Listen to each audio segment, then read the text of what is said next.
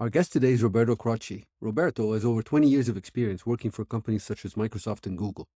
Roberto is now the Director of Value Creation and Transformation at the Saudi Public Investment Fund, PIF. PIF is the engine driving the transformation of Saudi Arabia's economy. He's passionate about innovation, startups, and people, and he mentors young people across the globe, helping them develop an entrepreneurial mindset as they look to solve the world's most pressing problems.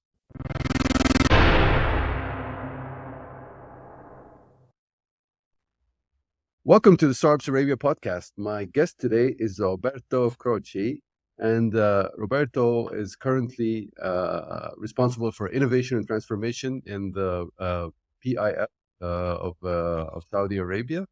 But he has been a force in the ecosystem, in the regional ecosystem, for quite a while now. Whether during his time at Google or at Microsoft, and now at PIF, Roberto is always engaging in the ecosystem. He has a unique insight, and he has helped so many startups. And it's my pleasure to host him today on the podcast. Welcome, Roberto. Thank you so much, Ali. It's an honor and a pleasure being with you today and with the audience, of course. Thank you. So maybe we can start with the story of how you came to focus on the world of startups in general. No, listen, it's there is a sort of fil rouge, if you want, in my career, right? So, well, I started my career in consulting, and then at some point I decided to leave a stressful job for what I got to know that was an even more stressful job because I joined a startup. And it was a multi-channel e-commerce retail, startup back long time ago.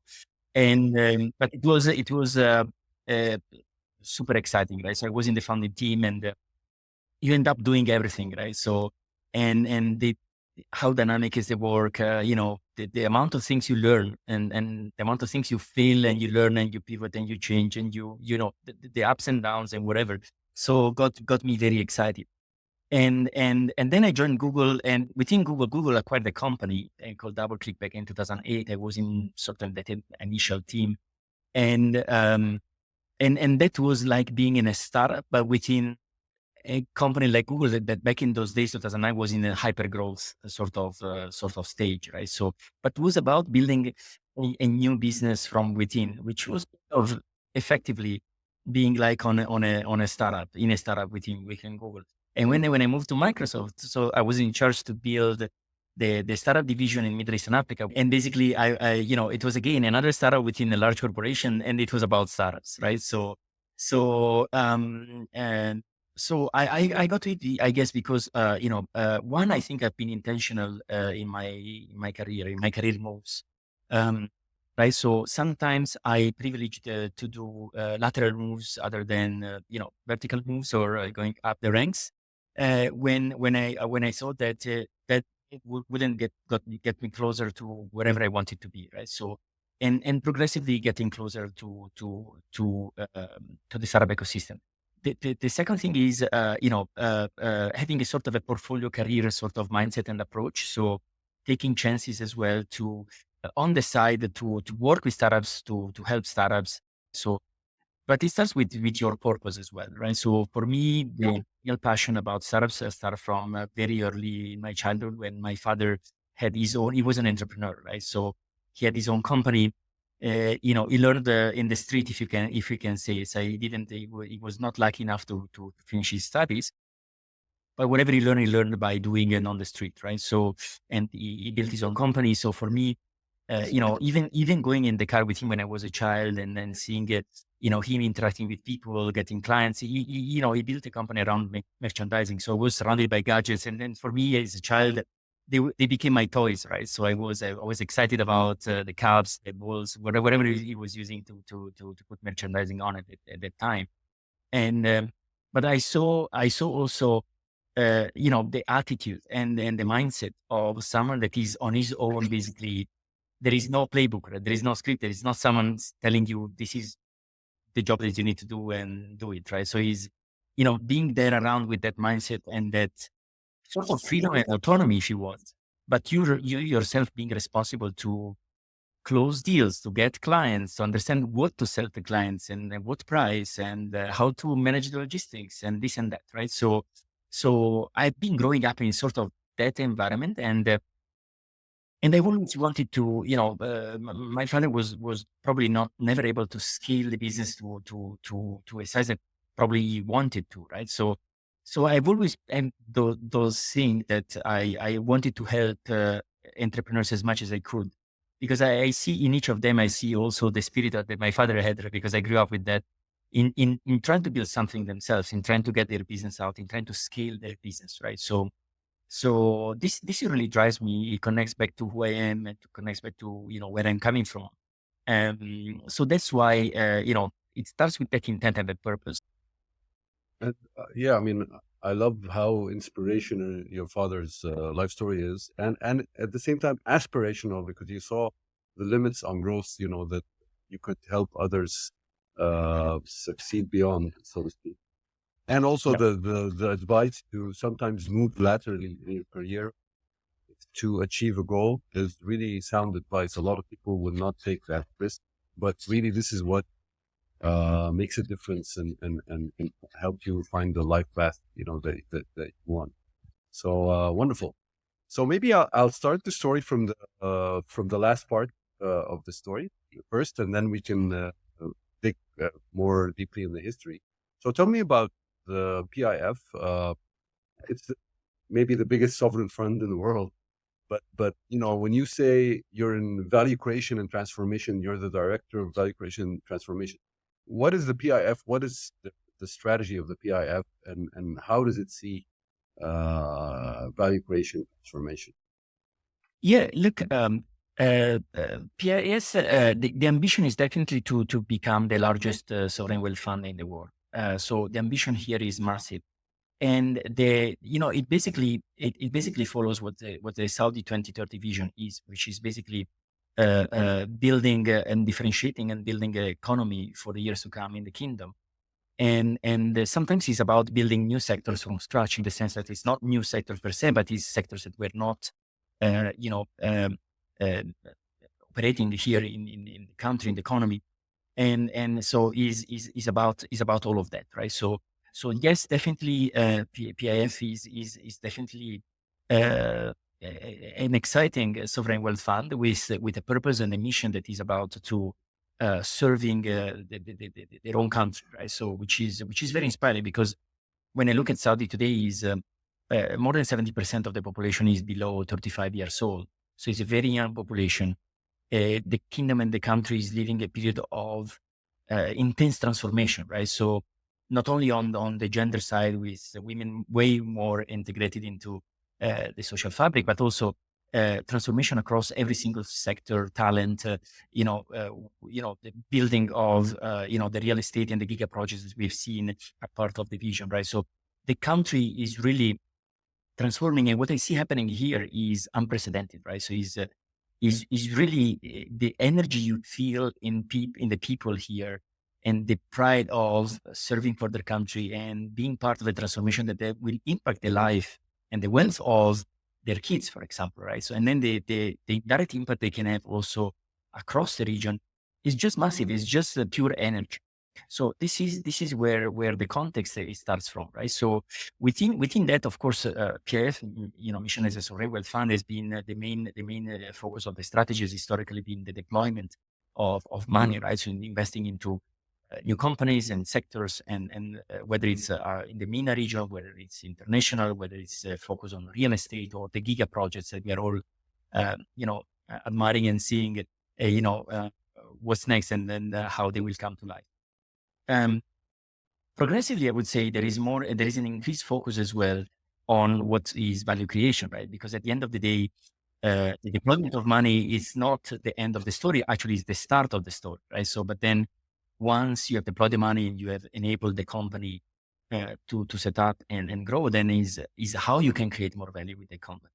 And that could happen at different levels, right? It could be either financial perspective on the company through M&A restructuring or other sort of initiatives, or it could be at a more operational level, which is on the commercial side, is how the company can make more money, can grow, and can scale their operations.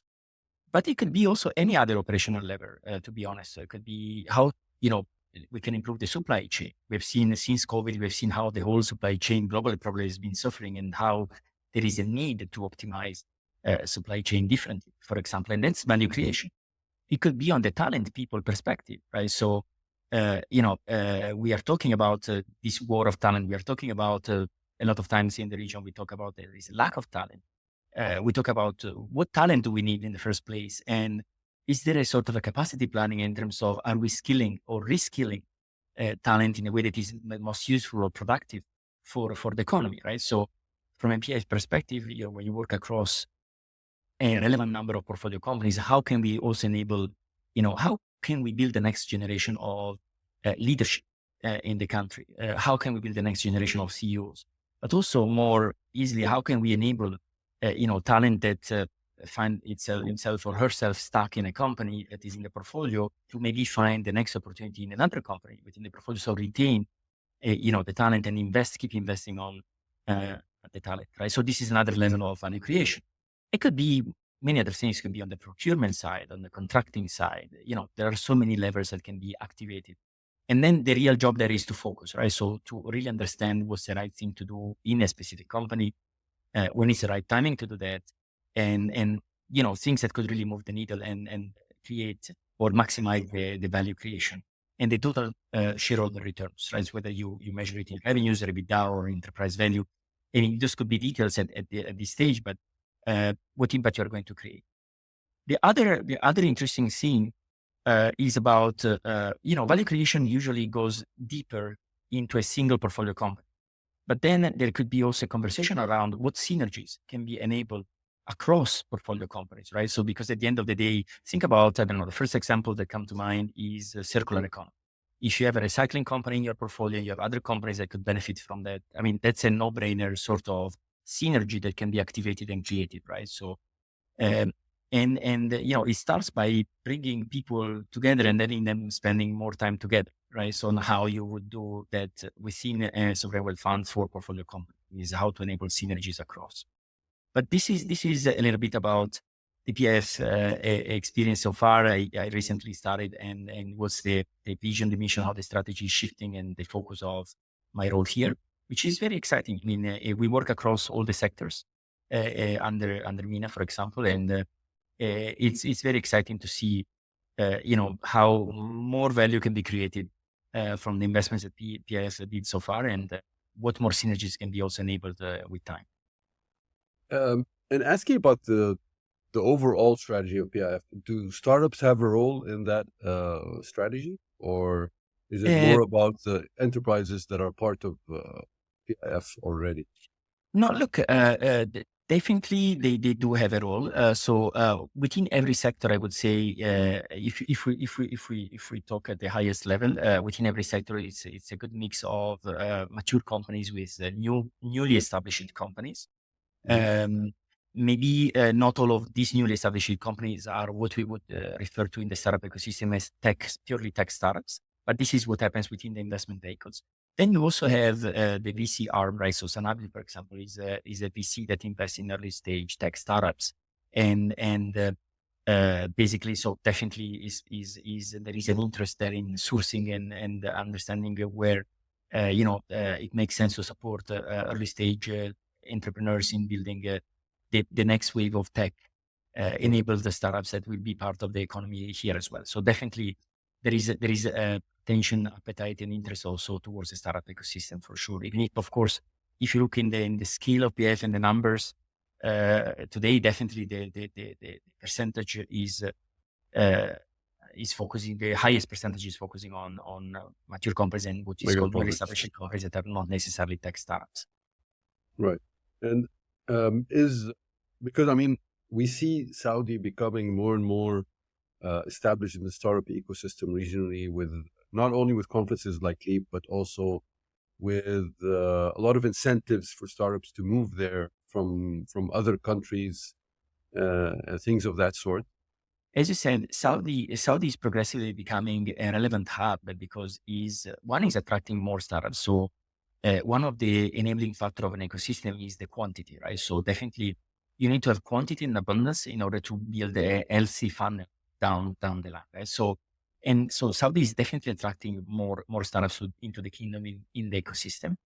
And with that, with time, the quality of that startups will improve, given that uh, uh, it's not the only thing that Saudi is doing. So that there is a massive improvement as well in driving the right incentives for startups, and also on the funding side. So the capital available and the smart money available, and how startups can find the right partners as well to take on their initiative. Then that's critical, right? So the availability of the quality of the startups and the availability of early stage funding are critical to ignite the ecosystem, right? So and what's happening in Saudi is also, you see the availability of international players that are coming here with their programs, right? So I'm thinking about the Techstars of the world, the Plug and Play of the world, the 500 global of the world, right? So they all have programs now here in Saudi, and I'm not mentioning all of them, right? So, but there is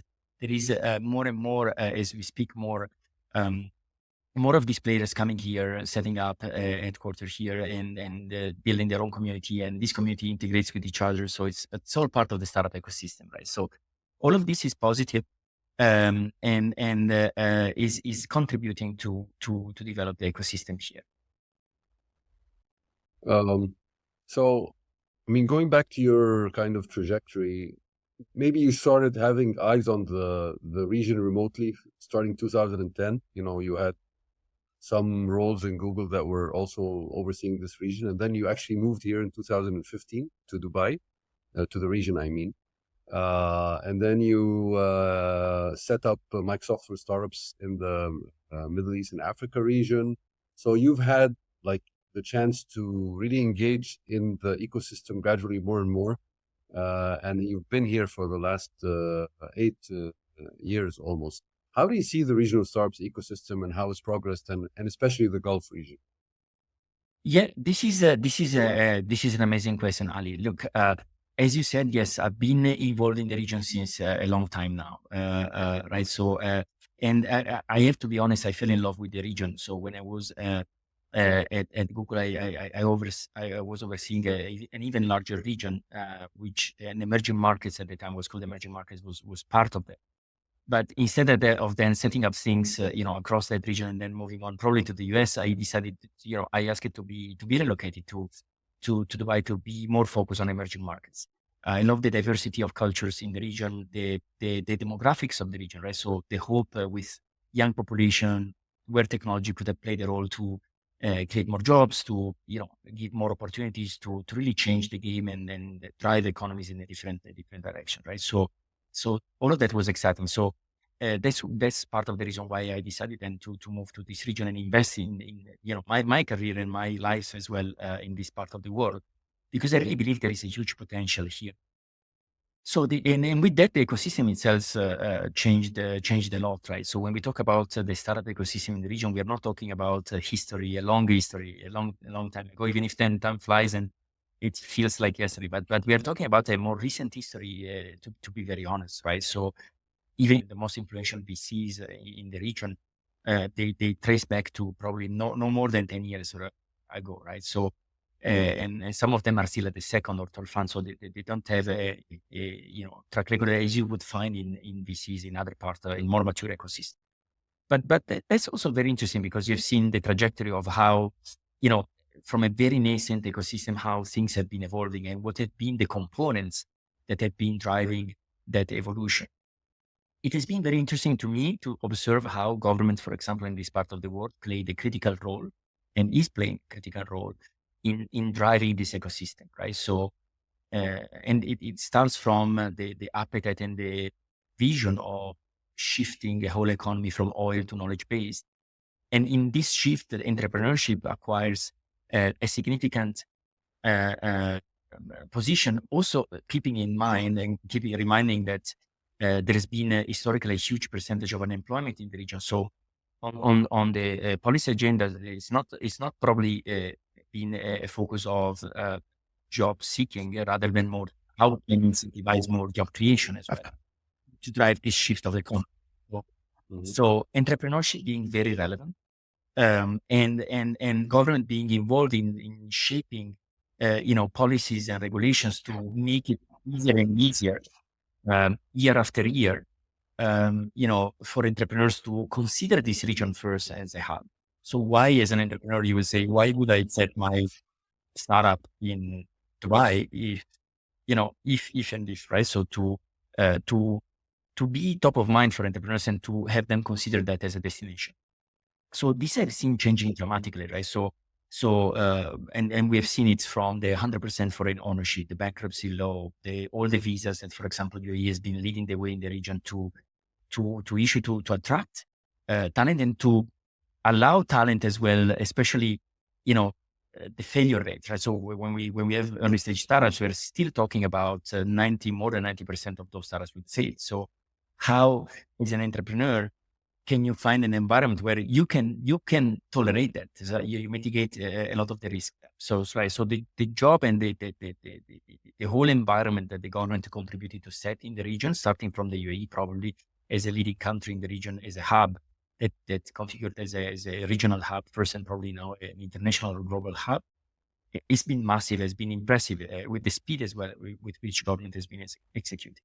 With that, we have seen also the startup ecosystem players, evolving, right? So maybe the first wave of ecosystem players have been more community hubs.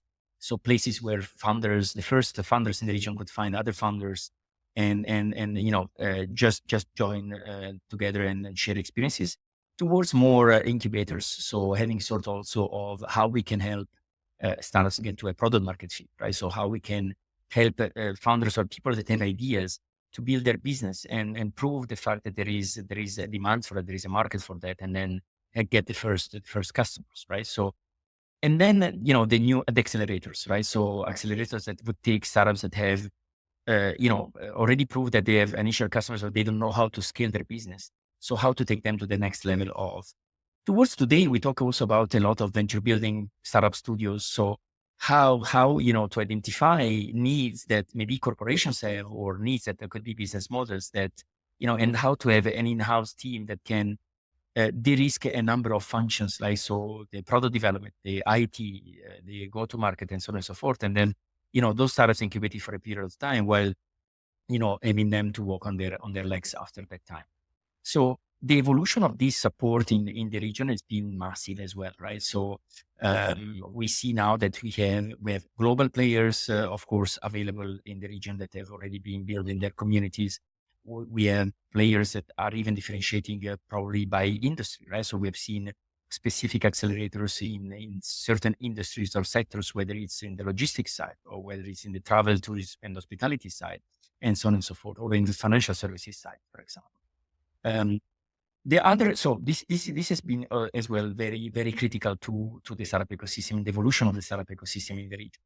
The other component that I've seen very active has been the regulators, right? So if I again take the example of the UAE in the region, where ADGM and the IFC have been leading the way to set regulations that would have make it more attractive for fintech companies, financial services tech companies, right? So to consider the UAE as a progressive environment where to even pilot new things and test new things before scaling, right? Um, so those have been components where there have been, and then there are of course multiple other players that are contributing to the startup ecosystem, from technology companies to other service companies to corporates, right? So there are corporates in the region that either they started setting their CVC arm, like I'm thinking about EN, the Etisalat, or STC, or other large corporations in the region that are pioneering the way. I'm thinking Shalom Group or Masha for example, they recently announced their incubator. So they've been looking at how to try to solve some of the challenges that they have as corporates through startups, and try to learn how to do that, right? Because one learning there is that the hard part is not to for a corporate to identify their challenges or to source startups. And it's really how to work with the startups and how to merge the two cultures together and how to find an operating model there that really works and drive execution, right? So, and the governance to drive that. But corporates as well and academia probably as well, right? So this is probably where we are still have some gaps in the ecosystem in order we could do much better, or we have a roadmap ahead to take the ecosystem to the next level. So and then I would say the last component is also the macroeconomy, right? So let's look at where the world is going today, or in this uncertainty that we are seeing around. Probably the Middle East has become one of the most stable region globally, which is something we would probably only dream of saying, years back. But definitely, there are the ingredients, for building an even stronger ecosystem are all there. The drive in the people as well, and the vision of getting there is also there. So it sounds very positive for a startup ecosystem in the region to facing the future. Yeah, so there's been this government focus. There's availability of capital, and there are like micro positive waves that are helping the region along. So that's all great, and we see that in the numbers and in the growth trajectory, as you were mentioning. The What are the biggest gaps that still need to be filled, though? Absolutely. So look, I believe that the ecosystem still has room for improvement, right? I think one gap starts with the mindset of the founders, right? So I think that historically, as we are talking about the evolution of the ecosystem, historically we have seen a number of startups in the region. I mean that were more copycats or Me Too version of business models that proved to be successful elsewhere. Is there something wrong with that? Not in principle, right? So if you're a founder with a great with a solid exit strategy and you're building something localized and you know where you want to get, that's great. But I think that as an ecosystem, the appetite should be the ambition should be bigger, and especially considering how the drive from the governments here to shift the economy, right? So I think there should be a more global mindset of trying to also solve problems that can scale, right? So because this is where we have seen some of the issues in the ecosystem is seeing businesses that say they're trying to solve a too small problem and then to scale, right? Which is again To is scale not a bad globally, thing. right? To scale globally. Yes. Yeah. Because it's not a bad thing per se, but sometimes there have been probably a number of startups that were not trying to solve the real problem, or problems that were too small, and then that's a different sort of thing, right? So when we talk about startups, we are thinking about businesses that can solve problems at scale and then can then justify also VC funding, right? So to sustain that scale and then to drive the impact across a large number of people. And then for that, you need to have founders that come with also a different mindset, but really start focusing on what are the real problems that you are trying to fix. Probably, and this joke is now not relevant anymore because this shift in mindset already started. But a few months back, probably we were saying something like, "We don't need another service delivery company in the UAE because you already have many, right?" So because we got a big number of startups that were trying to do probably solve similar things. So this is one.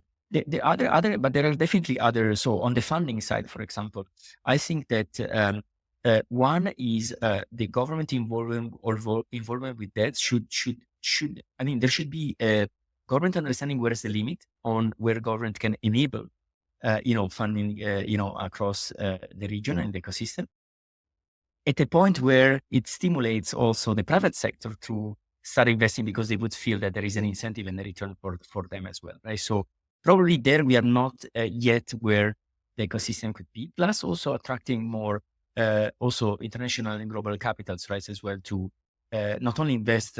Probably what happened in the past was this capital was used to invest mainly outside of the region, whereas now that everybody starts looking in their courtyard, right? So is how can international capital can be attracted for indirect investments as well. They can be leveraged to invest also in regional startups and local startups, right? So the funding as well, I think the funding ecosystem probably should also evolve, right? So in terms of raising the bar higher in terms of what the real businesses that could become the next wave of the leadership businesses in the region should be, right? So, and probably what happened in the economy recently is going to help, because there is no better time than this one for investors to invest into startups, right?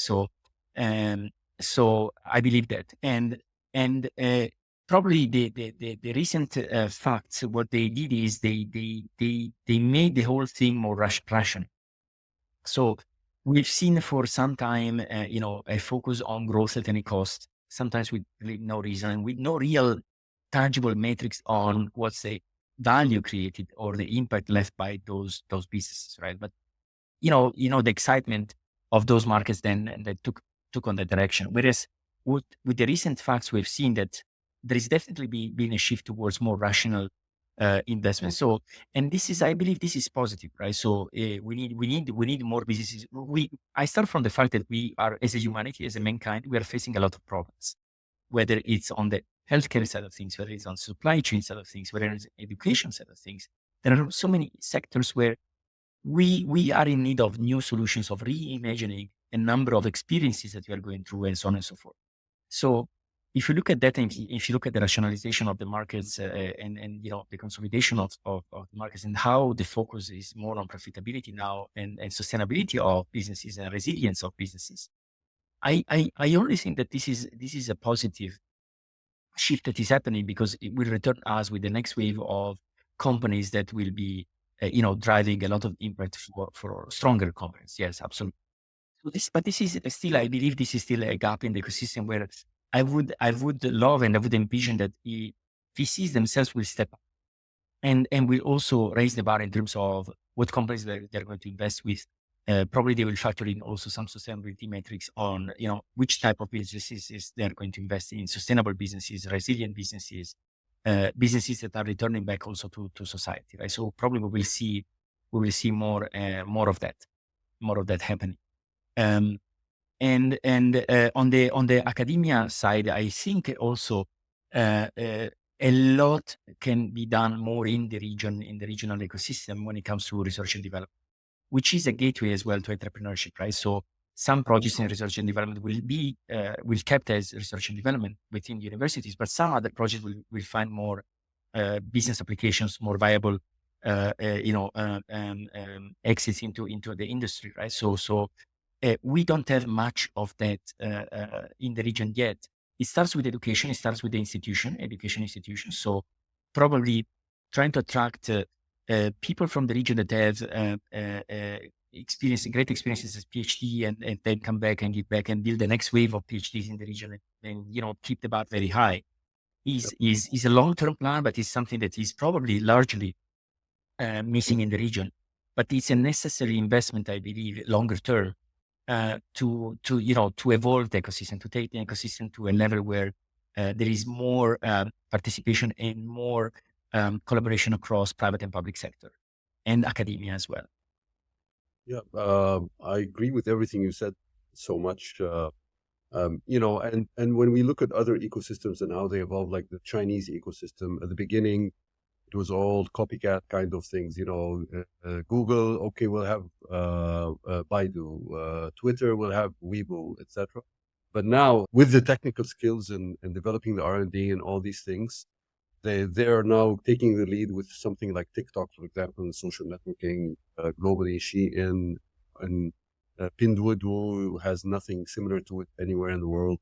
So there's this inflection point where you need to change things with the technical skills and with more later stage funds that are mega funds, which is also something, as you mentioned, we need more of in the region. And last but not least, I cannot underline enough, the importance of ambition and really, it's taking it up 2 or 3 levels, not just one level, in terms of founder ambition and really believing in yourself and your ability to solve problems that are global and not just regional.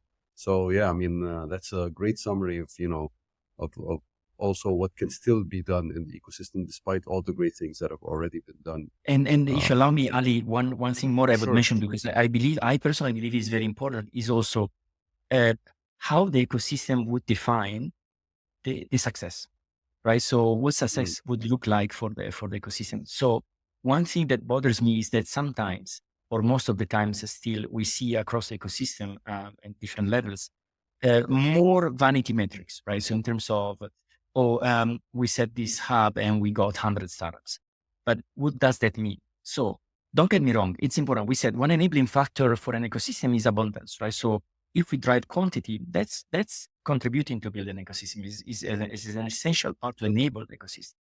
But is that the metric that determines if we are successful, if you're on the right direction? I don't think so, right? So sometimes we see in the region still celebrating more vanity metrics rather than be very blunt and direct and transparent and say, look, if you really want to get there, those are the real metrics that we need to move in order to get closer to that vision. But to be very transparent, I believe that the moment that the ecosystem will absorb, this it's the elephant in the room, right? And we will be talking about real metrics that drive real value. That will be when the ecosystem would have got probably the confidence and will be mature enough probably to compete with other ecosystems, in my opinion. Because and sometimes is frustrating seeing that we celebrate the wrong metrics or the wrong incentives sometimes uh, to to for the ecosystem, right? So the UAE, for example, has been doing an amazing job in attracting talent, but what about retention, right? So it's also about retention, right? So and so it's about celebrating the metrics that really make sense, and it depends, of course, what's on the agenda and from who, right? So, but if you ask me about this ecosystem, I think that uh, on different fronts, we can still do a better job on focusing on the metrics that really matters and what really matters to move the needle and take the ecosystem to the next. yeah, that's also a great point. So I wanted to ask you about if you were, what would be your advice that for people in the startup ecosystem, what industries, what solutions, what problems should they be focusing on aggressively in the near future that maybe not enough startups are working on? Listen, that's a great question, right? So it always starts from sometimes the most relevant ideas start from what really bothers you in your own life or in the life of your friends or your family or whoever you know, right? So you don't wake up one morning and say I want to disrupt healthcare. Probably you wake up one morning and said, "Oh, my dear friend, my father, my mother, my brother got cancer, and it was not predicted on time for this and that reason." And then you become passionate to solve that because you say, "I would have saved my brother's life or whatever if I would have developed this solution before on time." And you become passionate about that, right? So ideas and real things, right? So start that way. So it's in between a push and pull of things, right? So.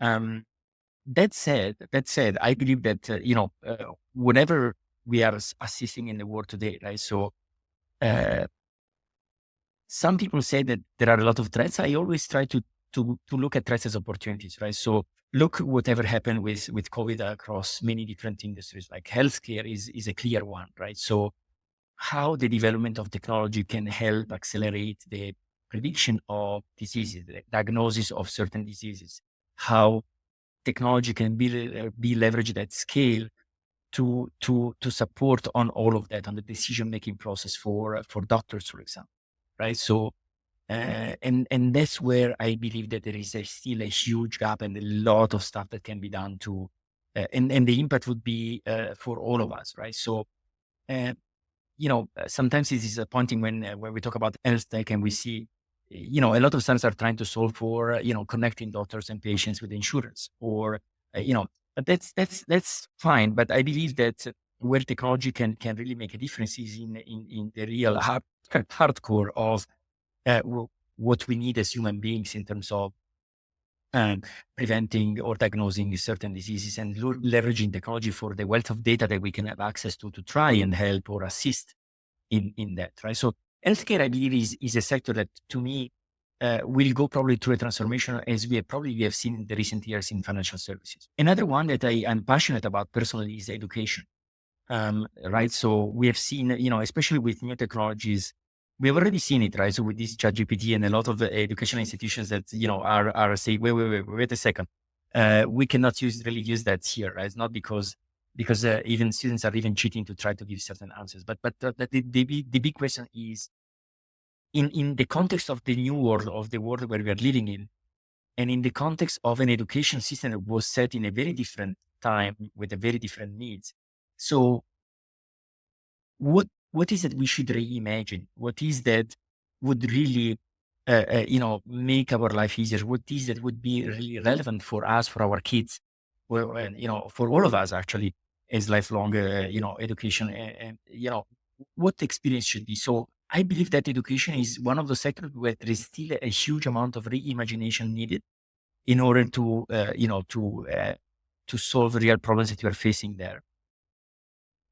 Then of course, the whole, I would use the word that is sustainability, but under sustainability there is so many things that we are facing, that are real problems we are facing as humanity, right? So from climate change, uh, clean energy, food, you know, I, even let's take regionally. So the UAE is still importing 90% of the food, right? So with whatever crisis happened with COVID, the supply chain that got in crisis, this is a huge major issue.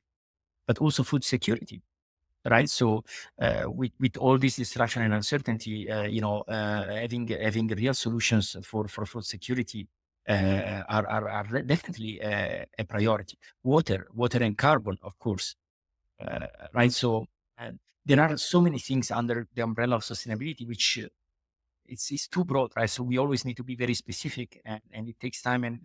But I believe that uh, there will be, and there needs to be, a huge wave of startups and solutions to address some of the burning problems that we are facing in each one of those subcategories that we usually categorize under sustainability, right? So there is plenty of things that need to happen there. And probably I'm not talking about other sectors, but these are top of mind for me because, one, I'm passionate about those, and I believe that there is so much to do there to solve real problems there, that we should have enough to have, a lot of startups coming out of those sectors.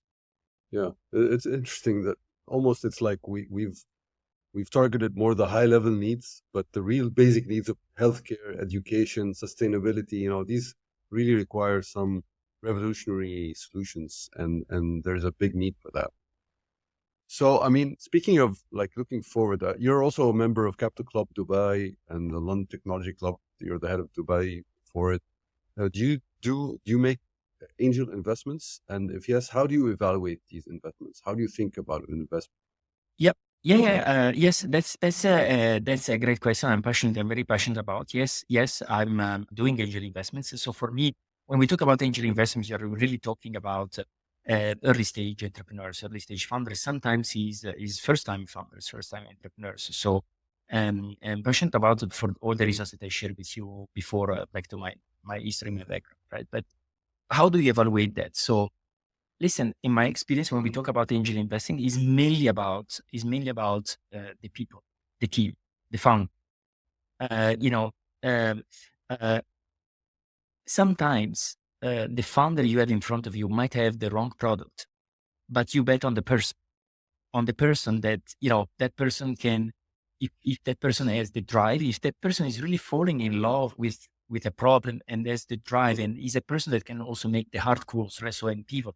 So then, of course, probably it's about some unit economics to see the model. But you see all these pitch decks with this addressable market, with this estimation of things, but angel investing, we are very early stage, right? So you don't even know, what that product look like.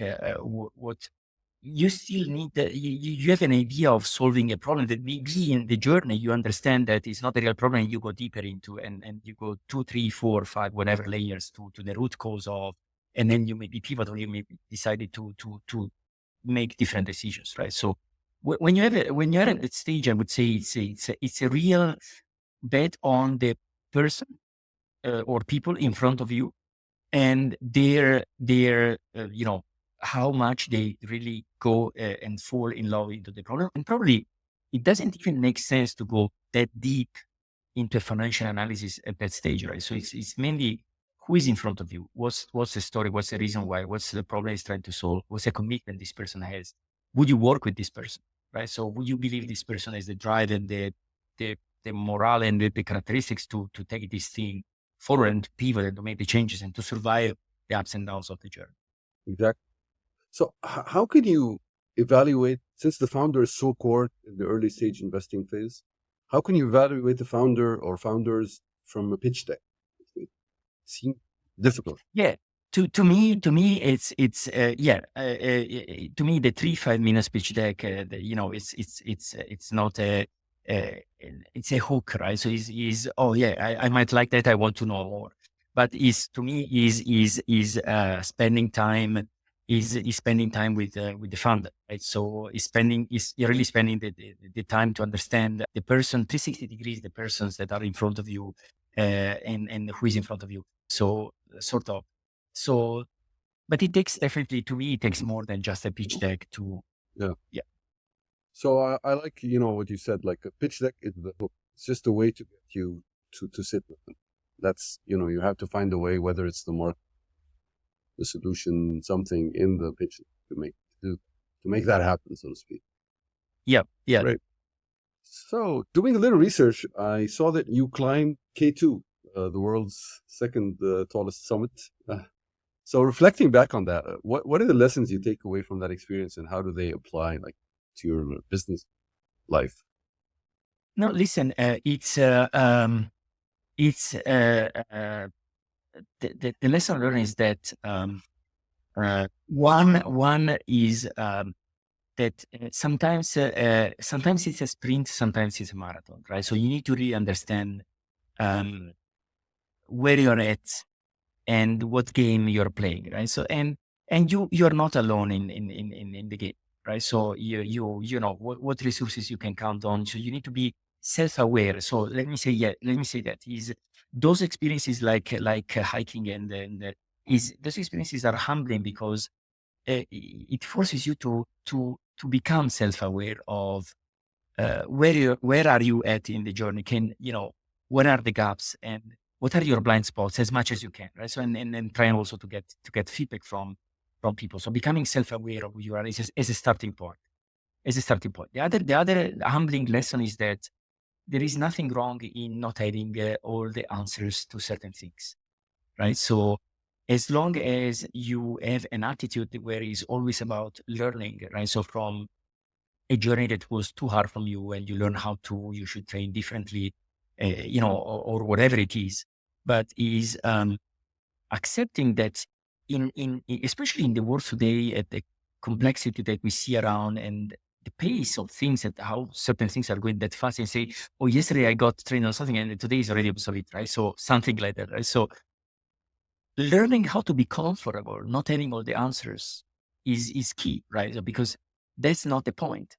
The point is you have the skills, but the attitude as well to go and search for that, to go back and say, look, I went back, I reflected on that, I understood, you have a network, right? So how to leverage the resources in a more holistic way instead of you yourself trying to be, the source of every single answer and being a bottleneck or not being able to, right? So and also being vulnerable as a leader as well is accepting what your limits are. And when you're hiring, for example, is hiring for complementarity, right? So the skills that you don't have, being humble and honest and say, look, I'm being vulnerable and saying, look, I don't have that. So I'm complementing that by hiring someone that's maybe smarter or better than me at those things because I'm not able, it's not part of uh, my background or my skills, right? So but those experiences, when you get to close to a limit, and the nature is there to teach us all the time, right? So it's not only about hiking; it could be whatever else.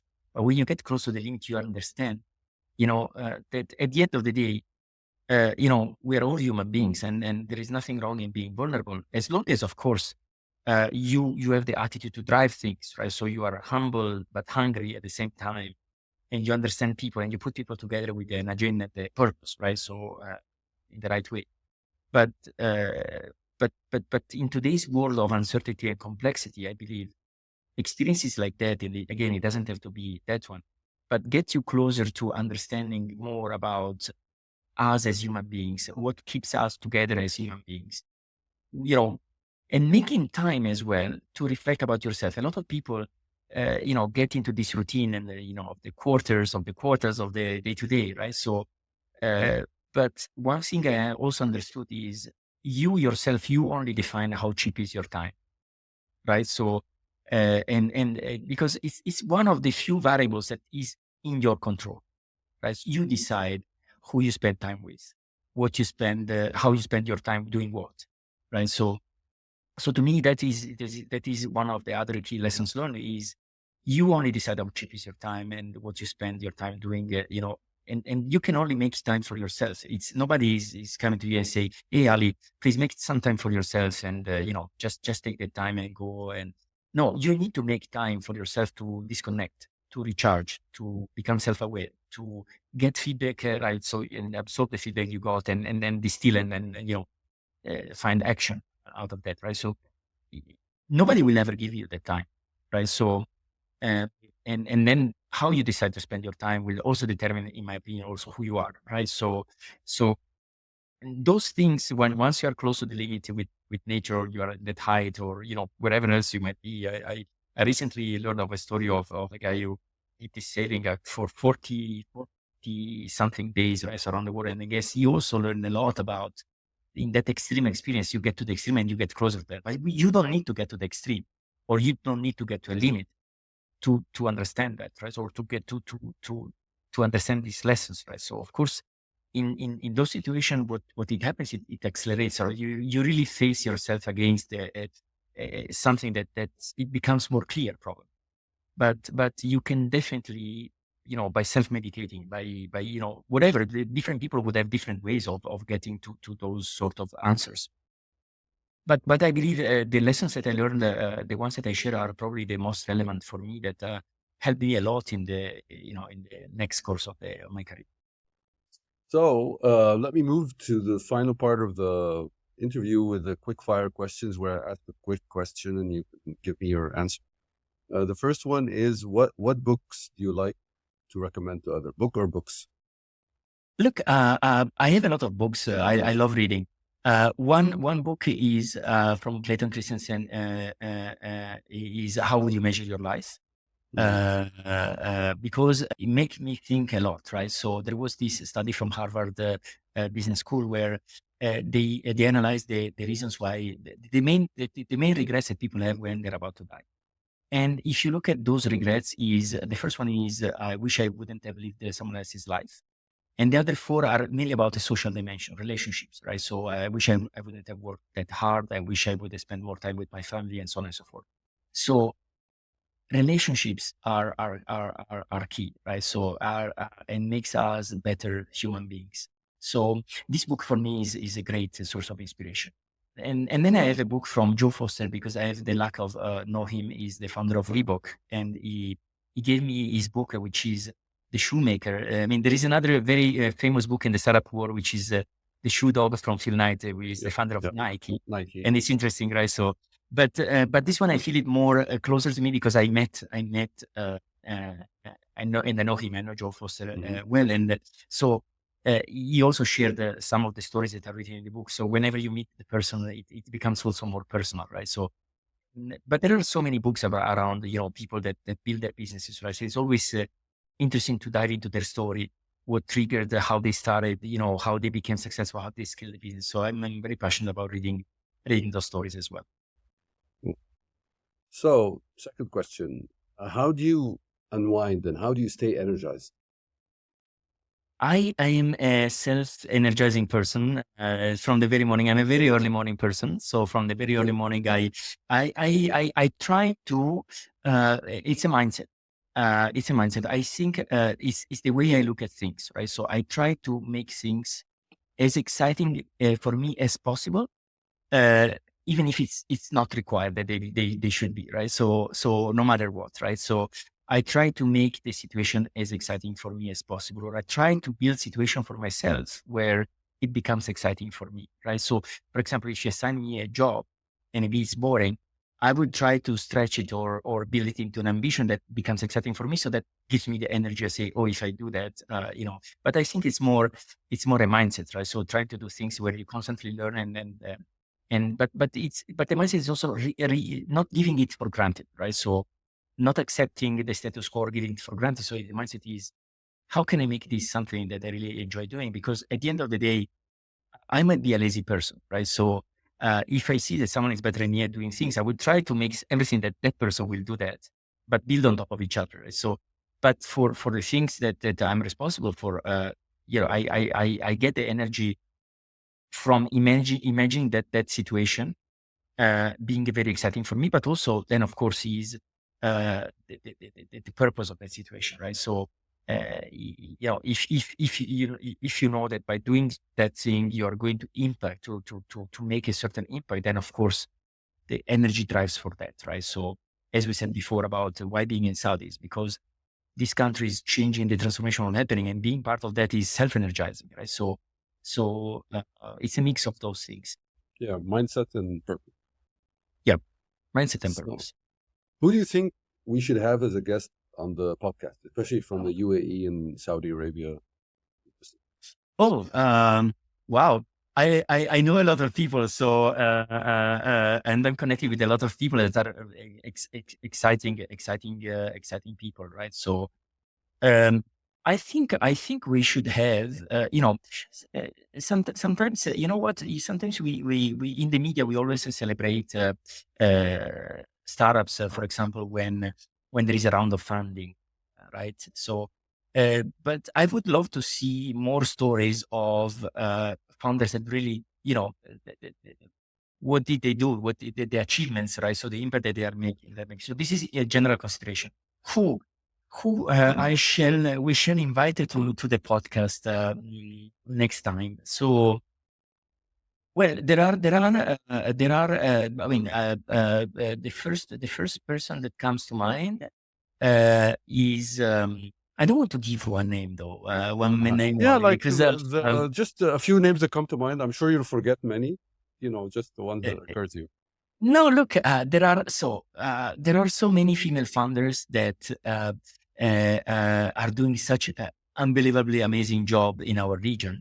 That when we say, oh, there are not enough female founders. Yes, probably it's true, but we already have a lot as well. So let's start listening to them. Let's start listening to their stories. So I don't know. I can mention a few names from. I mean, I don't want to leave people out. That's a challenge, but the good ones, right? So, but Sophie Smith, for example, she's an amazing founder. Anushka Iqbal, she's an amazing founder. And we have many more, right? So I can go on and on. So I would invite probably a female founder from the region as your next guest to listen to her story, what how she did it, and inspire more female founders in the region to follow. So Perfect. I'll follow up. awesome. What questions should I have asked that I didn't? Wow. Well, good, amazing question. Let me think about that. Well, you started straight away. You started straight away probably from my uh, professional experience, and you started from the last role, and we talked. We started talking about a bit about the vision here in Saudi PIF, and then we discussed about a few things about the startup ecosystem. But probably you didn't ask me. Well, you asked me about some personal experiences like the hiking, but you didn't ask me about more personal questions, right? So um, even simple questions. I don't know what I like doing, during the weekend or what drives me. But I don't know, outside of work, right? So I think it's important. Um, uh, I think it's important question mm, about to get to know someone as well on a personal level in terms of um, have a full picture or a well-rounded picture about who is in front of you, but also maybe is also a question about maybe also what is your legacy as a person, right? So what is it you want to leave behind? I mean, this is, if you ask me, listen, that maybe you didn't ask it, probably would it be part of this nice conversation together? Yeah. So you want to tell us the legacy you want to leave behind? Oh, the legacy one. The legacy one is, listen, I told you. So what inspires me as well, starting from my origin, is trying to help entrepreneurs and founders in their journey. Right? So, but I guess this is not specific enough. So I think that given the context where I am today and where I live today is, um, for me, a legacy I would want to leave behind is inspiring young people towards entrepreneurship, right? So as a viable option for them to consider, like whether they look at their careers as a portfolio career, right? So not the linear career path probably doesn't exist anymore, but as a portfolio career or as the main thing, like building something, right? So uh, inspiring them to the mindset that that an entrepreneur would have, right? So this is a legacy that I would love to leave behind, because the demographic of these regions are unbelievable. So there is a young population here with a drive too, and also there has been historically this stigma in the region around this concept of the reputation and failure, right? So, and I think we need to go beyond that to enable more of the youth to take the leap of faith, and also their families to consider that entrepreneurship is required, is needed, is a great path, even if it's an experiment in the journey of someone, right? So is a step, right? So careers are long journeys, right? So um, but it's something that also requires the right mindset, because Yeah, again, we shouldn't talk about the entrepreneurs as heroes, but um, it's a tough path, and as yeah. we know, They are there are change mostly makers, even if failures. they're They're not change heroes. makers, right? So and we need a lot of that. We need a Yeah, lot of that, right? So yeah, that would I agree. be something I would be happy to contribute to. So, final thing I like to always close with a note of gratitude. So, what is a gift someone has given you that has had a large effect on your life? Uh, yes, I'm grateful to many people. I'm grateful to many people. Um, but I am grateful to, for example, I would mention this one. I am grateful to um, a manager that I had when I was at Google, that he truly cared about me, because he was really sharing with me direct feedback on uh, what I did well, but also where I could have really improved, right? So sometimes giving negative feedback is always tough. So we tend, people tend to do it in different ways, and it would be a long conversation on giving feedback, right? So, but sometimes even, and this applies also to founders, right? So when they're building their prototype, usually it's family and friends. So they go to their family and friends and ask feedback, and usually it's the encouragement more than the real feedback. Is yeah, you're doing an amazing job. Yeah, keep going. Good job, great job. Blah, blah, blah. Is that help for the person? Probably not. So finding someone in your life that help you to become more aware, or give you candid feedback and actionable feedback, and is really there truly caring about you, is a blessing. So I'm really grateful for that manager and other people that do like that, because it's really helped, and we are all here to learn and improve, right? So and those people really help you in the journey. So I'm grateful to those people. That's a wonderful idea to close on, and I can't agree with it more. Really, when so-called negative feedback is coming from a place of love, it's Mhm. coming from a place of helping really want someone to improve. Yep. It makes a very big difference in their career, and it's an important thing. So, Yep. with that, Roberto, thank you very much for your time today. I really appreciate it, and I really appreciate your view on the ecosystem, and where it should be. Um, and lovely having you. Likewise, same feeling for me, Ali. Thank you so much for inviting me. I really enjoyed our conversation. Look forward to learn who your next guest will be in the next episode. So and look forward to keeping in touch. Absolutely. Thank you. Thank you, Ali. Thank you for listening to this episode of Startups Arabia podcast. If there was something you really liked about what the guest said today, reach out to them on social media and tell them what you liked. And of course, if you haven't subscribed yet, what are you waiting for? You don't want to miss any of our great upcoming episodes. Also, please rate us and give us comments on our social media accounts so that we know how to improve. And also tell us what you like. We don't mind hearing that either. Until next time, this was your host, Ali Zwail.